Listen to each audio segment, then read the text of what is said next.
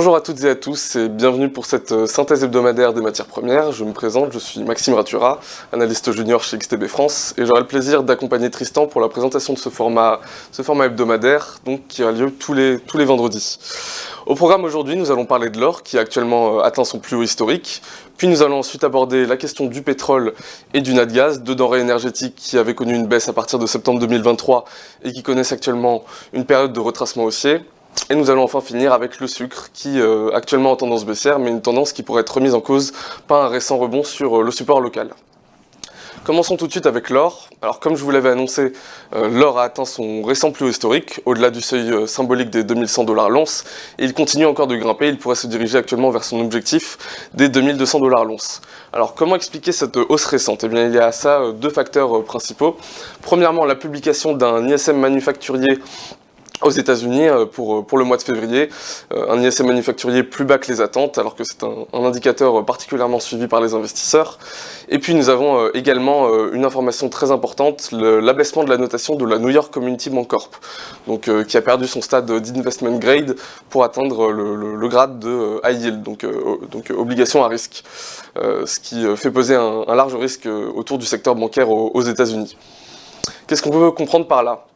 Eh bien, on peut comprendre que l'or est actuellement en train de jouer son rôle historique de valeur refuge. Et cela est d'autant plus renforcé par le fait que Jérôme Powell, le président de la Fed, semble encore et toujours retarder la première baisse des taux qui est attendue par les investisseurs en 2024. Regardons maintenant le cours de l'or en intervalle journalier. Alors ce qu'on peut observer, c'est ce dont je vous avais parlé. On a un premier franchissement de la résistance juste en dessous du seuil de 2100 $ l'once. On a d'abord franchi une résistance. On a d'abord franchi cette résistance, puis on a franchi le seuil des 2100 $ l'once. On a ensuite continué pour atteindre mercredi le plus haut historique. On l'a à nouveau franchi et désormais le cours semble à nouveau grimper et se diriger vers les 2200 $ l'once, un seuil qui pourrait être atteint vers le milieu du mois de mars si toutefois la volatilité se maintient. Un graphique relativement intéressant, c'est la comparaison du cours de l'or avec le taux du 10 ans américain. Alors ce qu'on peut remarquer sur ce graphique, à partir de janvier 2023, c'est que le cours de l'or et les taux souverains étaient plutôt négativement corrélés. En fait, dès que le cours de l'or avait tendance à augmenter, les taux souverains avaient tendance à monter, et inversement.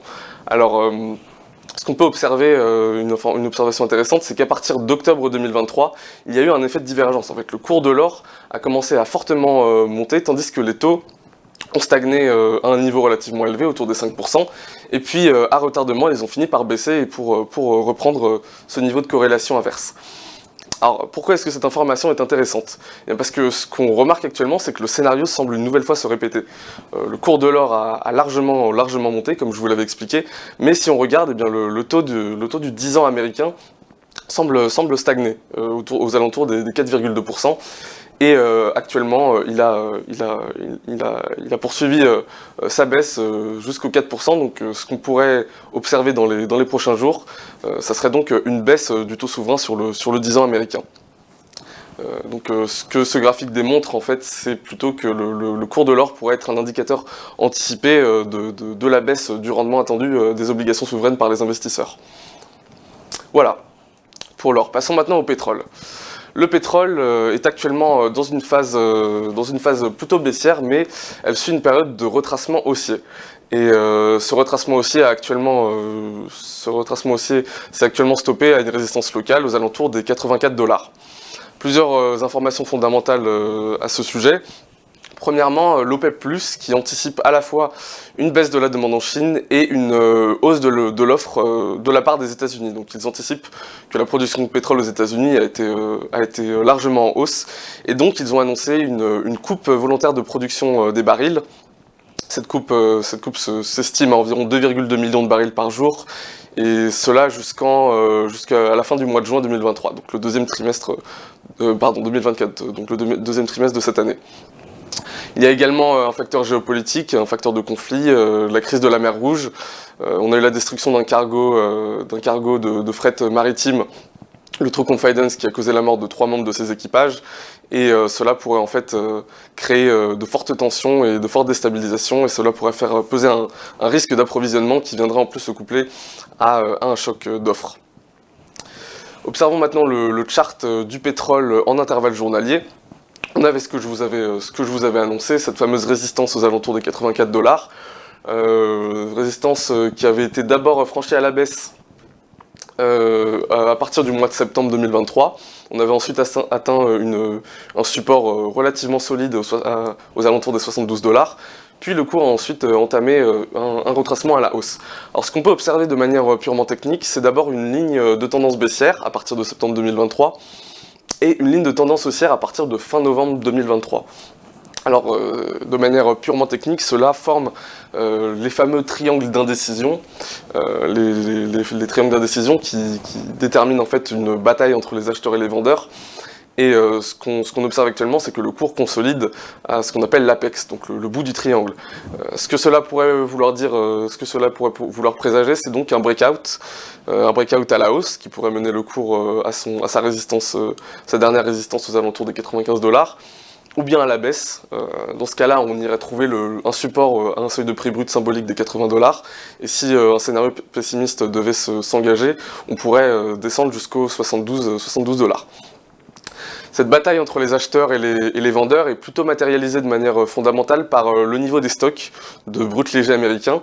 Les acheteurs seraient plutôt ceux qui regardent la tendance à court terme, donc par rapport à l'année dernière, on observe que les stocks sont largement inférieurs aux stocks de l'année dernière, mais cela est à contrebalancer avec la moyenne sur 5 ans.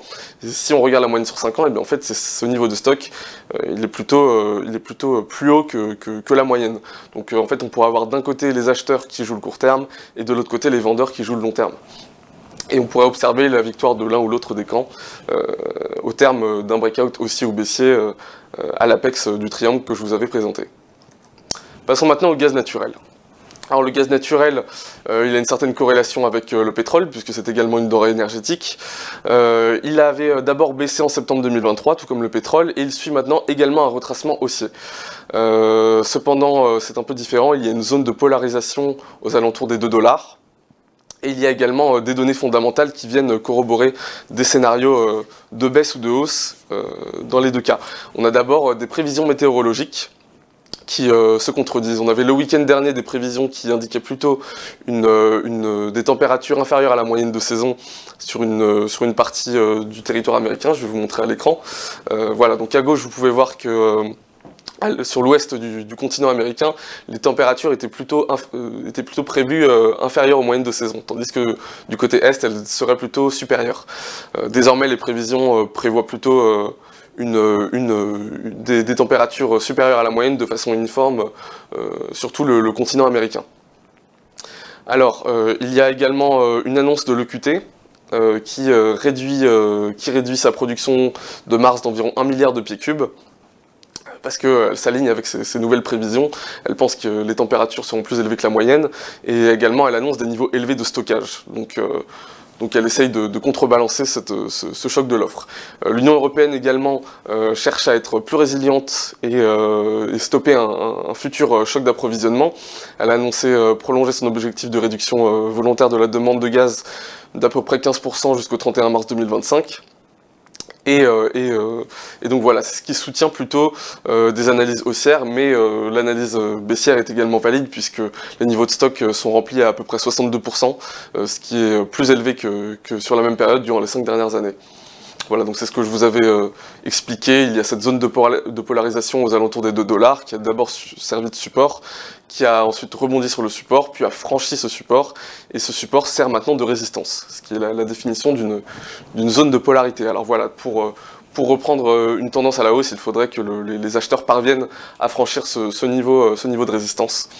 Et dans ce cas-là, on pourrait voir une poursuite jusqu'à la moyenne mobile à 200 périodes que vous pouvez voir ici en violet.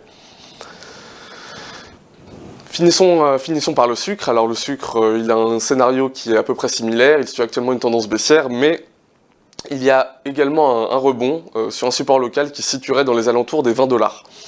Le repli avait dans un premier temps été causé par des rapports qui indiquaient plutôt que l'offre serait abondante, l'offre de la matière serait plutôt abondante, et en plus cela est conforme avec la saisonnalité historique des cycles de production et du cours du sucre. Mais cette saisonnalité nous indique également qu'il pourrait y avoir une reprise des prix pendant une période d'environ 2 mois.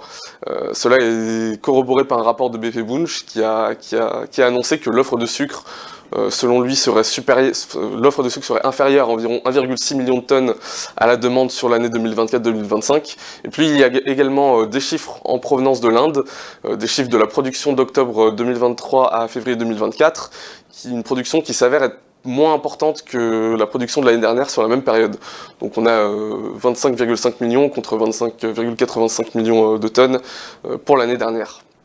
Voilà, cela se répercute évidemment sur les cours. Alors on avait d'abord ce tracé d'une ligne de tendance baissière qui semble être relativement solide, puisque on a 3 rebonds sur cette ligne de tendance baissière, mais on remarque également que les amplitudes de mouvement lorsque le prix atteint la zone des 20 $ semblent être également importantes. Donc là, on a une indécision également des acheteurs et des vendeurs, et on a cette zone de 20 $ qu'il va falloir franchir si on veut pouvoir caractériser une tendance baissière durable. Voilà, c'était tout pour cette présentation des matières premières pour cette semaine. J'espère qu'elle vous aura plu, je vous souhaite une bonne fin de semaine, un bon week-end, et je vous dis rendez-vous à la semaine prochaine. Au revoir.